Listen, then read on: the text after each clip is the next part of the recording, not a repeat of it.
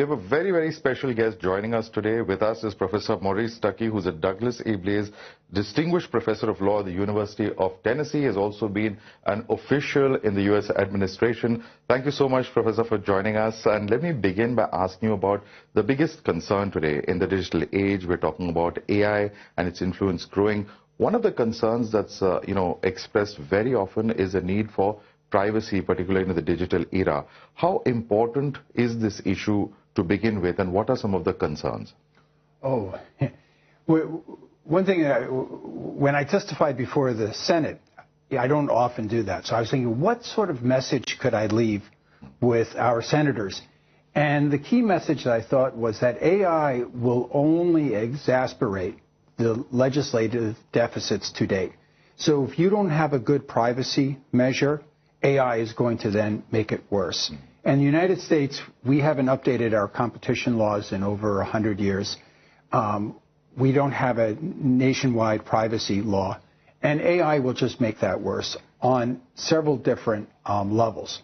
Now, there are significant benefits from AI, but the concerns from AI, one is going to be that AI, the foundation models that we rely on today, require vast amounts of data.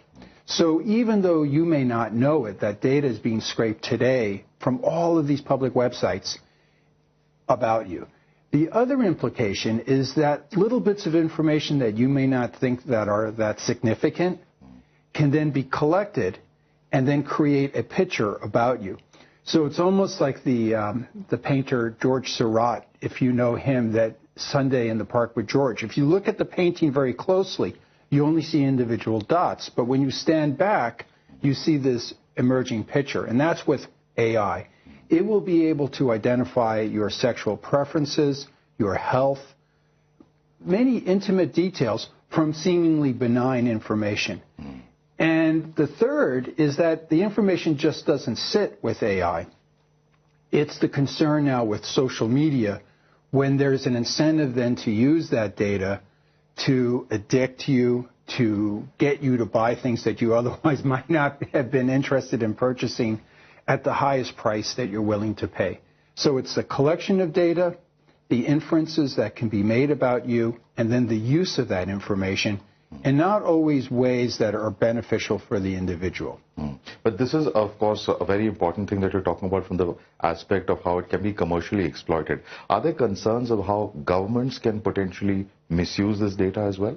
Oh, absolutely. So you have then the concerns about surveillance by the government, or you have large firms then having that effective sort of surveillance as well. And then what's then the relationship between the two of them? That's also of significant concern. Right. So what can be done to safeguard against this kind of misuse in your view? Well, you can't put AI back in the box, right? So the belief right now is how can we get the benefits of AI? And AIs can have tremendous benefits while mitigating the risk. So if you just look, for example, I have this smartwatch that collects all of this health data about me from Garmin, and it's wonderful. But think about the insights that we can have on our health with being able to detect if I'm at risk of a stroke or of a heart attack. There are and when I talk about AI back in my home university, they talk about how it can have this equalizing effect, that it can enable surgeons that are more junior to get the sort of 3D perspective that a more veteran surgeon can have through experience. So there are so many tremendous benefits of AI, but then how do we then mitigate the risks? And there's not one tool. There's not going to be one tool. But one of the things that I talk about is eliminating times when the incentives are not aligned with the user's incentives, and that would be like behavioral advertising. So giving individuals the right to say, I don't want to have behavioral advertising. I want to be able to opt out of that. And then also being able to opt out of personalization if they so desire. Those are some of the basic safeguards that we can have while still getting some of the benefits of AI. Yeah, but that's actually a very interesting area because there are certain platforms, softwares, apps, where if you refuse to accept their terms and conditions when it comes to privacy or data collection, you might not be able to use that particular application. So how do we build that into the legal framework? Are there adequate laws to actually do all of that? Yeah. This is so that we have the GDPR, but behavioral advertising is as popular in Europe as it is in the United States, where we don't have the GDPR. So what's going on here? And the biggest action to date has been by the German Competition Authority against Facebook. I think we're heading there. And so what's going to happen is that AI is now taking behavioral advertising up a notch. So if you look at Meta, or even like the Yum, which manufacturers like Pizza Hut, Burger King, they're all using now AI for behavioral advertising to tailor messages for individuals. So you're going to get a special promotion, but it's not just a special promotion, it's going to find out what sort of promotional angle can get you to buy more pizza. And you might think, well, pizza, that's not that bad. But when you have gambling apps doing the same, with people struggling with gambling addictions, that's problematic. I think what's going to happen, and you're starting to see this more in Europe, and this is what the German Competition Authority is, to give individuals a choice and to say, I don't want behavioral advertising. So you can still get advertising, but it's not going to be based on all of the data that's collected about you, not only on that platform, but every other platform that you visited. Right. How is this going to impact the field of manufacturing in your view? In India, for instance, about 17% of its GDP is from manufacturing. There are millions who are employed in labor-intensive industries, but with generative AI coming in, talking about supply chains and all of that, how do we ensure that we best use technology and at the same time also ensure that this efficiency doesn't come at the cost of jobs and livelihoods for many? Yeah, you ask any American parent who has kids going to college, is how do we AI-proof our children so that our children are not going to go headlong into a career that is going to be obliterated 20, 30 years from now. That is the major disruption. We don't know. We're still, and the scary part about AI is that it's not going to affect just the sort of blue-collar jobs. It's going to affect a lot of white-collar jobs that formerly paid really well, like accounting, computer engineering. There was this article about AI in finance, and then they were pointing out like a lot of areas of finance are going to be eliminated as well. So in the short answer is AI can have tremendous. There's actually two components to that. AI can have tremendous upside on manufacturing. But then what you want to avoid is having the supply chain too brittle, like what we saw in COVID, where there's not a sufficient amount of redundancy in the supply chain, that if it becomes too lean, then if it's subject to a shock, that could have really disastrous effects. And then the impact on labor, that's the trillion-dollar question. Absolutely. And one of the big concerns that we see coming out of AI is this huge proliferation of deep fakes. And once it goes on social media, it gets totally viral.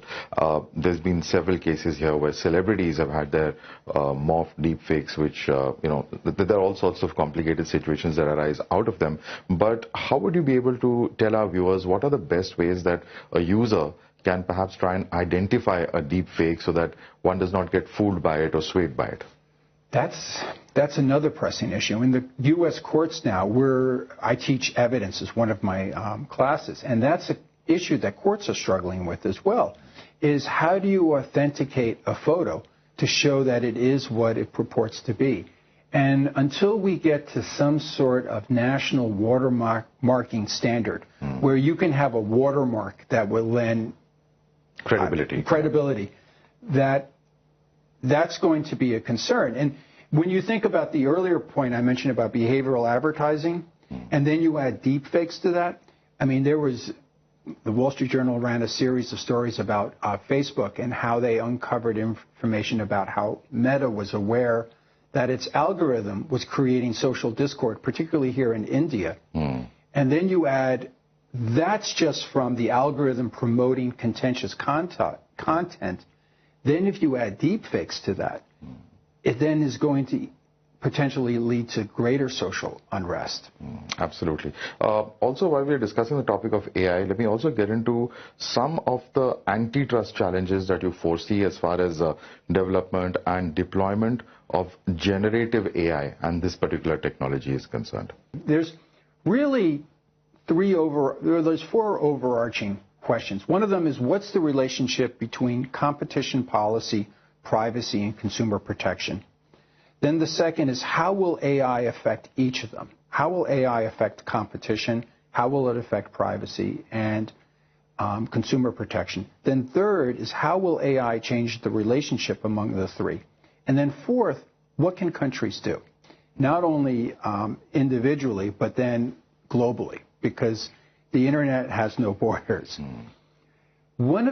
Just looking at the competition angle alone, the concern now is, will AI disrupt GAFAM, Google, Apple, Facebook, Amazon, and Meta?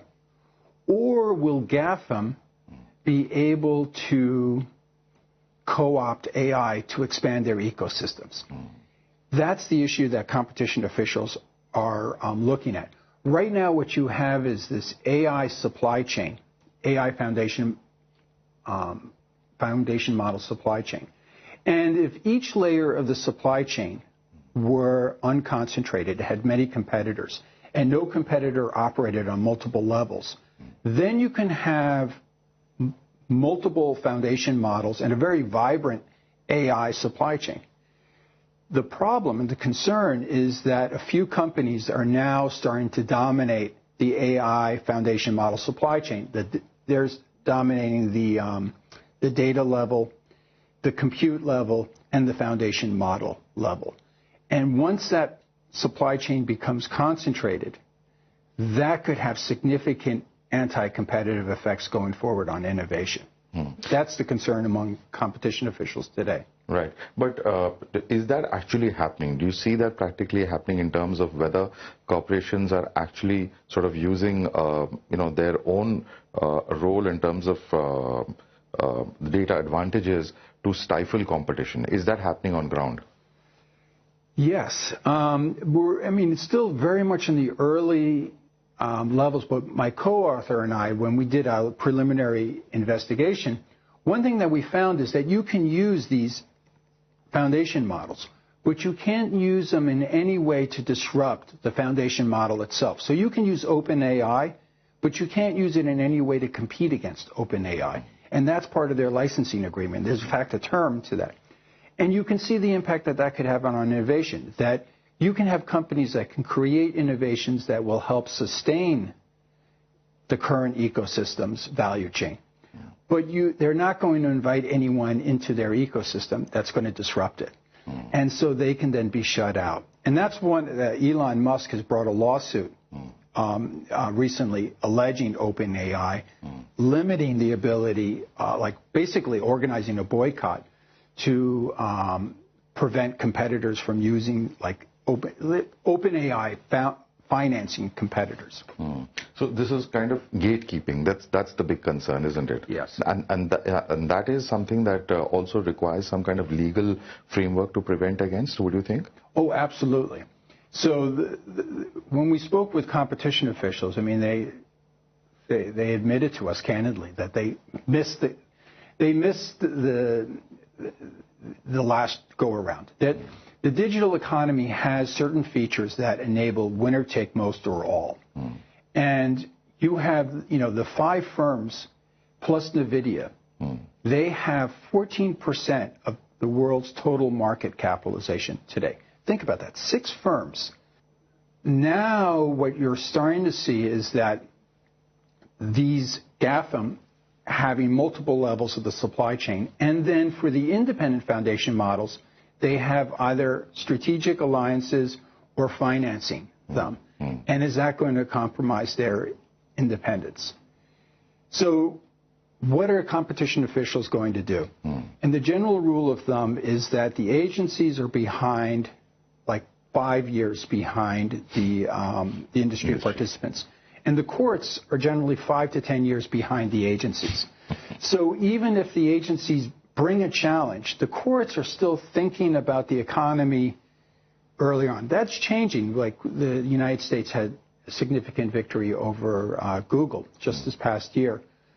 But it's a very slow adjustment in antitrust law.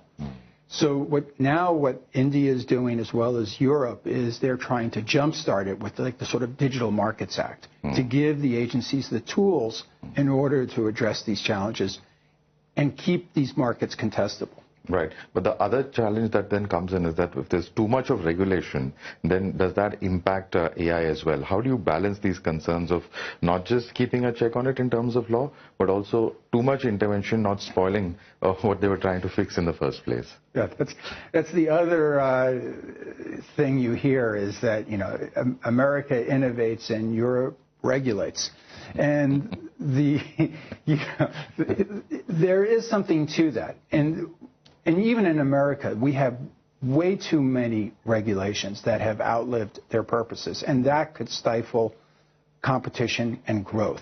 So it really requires an effort to have an efficient bureaucracy and not have this web of regulations that can then stifle growth. And I think here is you can have something like the GDPR, which is very regulatory, but it's going to pose significant cost on smaller firms. Or you can have something more targeted whereby you can say, give the individuals the right to opt out of behavioral advertising. And then that can change incentives. So you can get market forces to work for you. I think the best regulator is always going to be a healthy, competitive market. It's just aligning incentives so that competition then works to your benefit. Use that as your primary regulator, and then just use the regulations as the sort of guardrails to help then align the competitive forces. Right. So the government of India is also talking about AI and how it can be used for governance and, good governance practices and, more delivery of faster delivery. What are some of the antitrust concerns that you think government should keep in mind to prevent misuse of AI? Well, one thing is that there's so many, AI is going to open up so many other legal issues. Like right now you have copyright issues, that artists are now concerned that AI is scraping their artwork, and you can create then like an Andy Warhol picture of us being in, this interview, we can have an Andy Warhol picture of that. And there's the concern about the appropriation of the artist's property. And so you have copyright issues. The antitrust issues will be, I think, primarily involved in innovation and promoting disruptive innovation and preventing the AI supply chain from becoming so concentrated to stifle that. The other issue that we haven't talked about, but it's big in the United States right now, is as more companies are now using pricing algorithms, the pricing algorithms are starting learning how to collude. And how do you then deal with algorithmic collusion by pricing algorithms? And there's a case right now in Tennessee, and it involves throughout the United States, landlords that are now using this one company, RealPage, to set the prices for their apartments. And it's very efficient. And you can imagine each landlord said, yeah, why not have this? Because it's relying on this market data. But what the United States and the private plaintiffs are alleging is that that's having the impact of raising rents above competitive levels, because the algorithm now is taking all of the information from the different landlords and then using it in a way to increase pricing. So prices have gone above competitive levels. And so that's something else to watch out about, is like all of our traditional antitrust concerns now can take a new form with algorithms. Right. So in a country like India, with this so much of diversity, one of the things that's an area of concern is, of course, the digital divide. So how can AI be democratized so that different socio-economic groups have equal or perhaps a better opportunity at accessing AI? One belief is that AI can become the equalizer. That if you can't write, like if It will help you write a better paper or better cover letter. It can help present your resume in a better way, right? So in some ways that it could provide those benefits. And this is like, when you think about what is going to be the value added of humans going forward, then there might not be as much of an educational divide as an emotional intelligence divide. Is the ability to have empathy, the ability to communicate with others and to understand. That seems to be not something that's going to be displaced by AI anytime soon. So maybe then education overall is going to change, and it's not going to be the sort of heavily quantitative analysis that might be taken over more by AI, but more sort of the ability then to talk with other individuals, creativity, those might be the areas. And so in terms of, it could be a leveling opportunity because now it creates a gateway for individuals to maybe develop those aspects in their education going forward. One of the other concerns at the intersection of technology and law enforcement currently in India is this huge issue of digital arrest, where a scamster poses as a policeman and then tells people they've been arrested online, while there's absolutely no legal sanctity to it. But there have been a lot of people who've been defrauded of huge sums of money. Prime Minister Modi spoke about it, saying, to try and raise awareness about this issue. So what are some of the safeguards that we can take to prevent this? Because it's pretty widespread currently in India. Well, that goes back to sort of watermarking. And, any market economy is going to rely on trust. That you cannot have a market economy that's not developed on trust. And once you lose trust, that can have serious implications on the government as well as on the economy overall. So how do you maintain that trust in AI? And that's what your issue points to. Because now if you don't know if that's actually a government official or a fraud, that can have significant implications. So I think there we're going to need to have some governmental as well as, basically a consensus with AI, the developers of AI, and the government to have some sort of watermarking feature to eliminate that fraud, so that when you know that you're dealing with an actual government official as opposed to a fraudster. Because without that, then there are far greater implications that can have on your economy and your democracy. Right. As we were discussing earlier, Australia is bringing in a law as far as, children not being able to access social media up till a certain age. Very, very serious issues of child safety, of privacy that this really throws up. Do you think that this is a very important step, and do you see this being replicated in different jurisdictions, different countries, and how important this particular issue is? I know that Australia, they've been very active in this space for a while. And, I presented some of my earlier research, and they were very interested early on with that. And so they're very much at the vanguard with this. Whether or not a complete ban is necessary, I think that's going to be debated. Can we have social media in a way that can be safe for children without totally banning it? That's going to be the policy issue. Well, that's also going to depend on having the guardrails that we talked about earlier. Right. Is the ability to eliminate behavioral advertising. The ability, if a place like Facebook is rewarded for attention, then giving that to a child is dangerous. And I think here we're going to need to have either a ban, or it's going to be then significant changes in the way that the economic incentives of the platform, basically changing those economic incentives. Right. Thank you so much, Professor Maurice Stucke, for joining us on Bennett University Thought Leaders in this edition of it, and breaking down all of these emerging aspects of technology and law enforcement and perhaps the roadmap ahead. Thank you so much, sir. Thank you. It was my pleasure.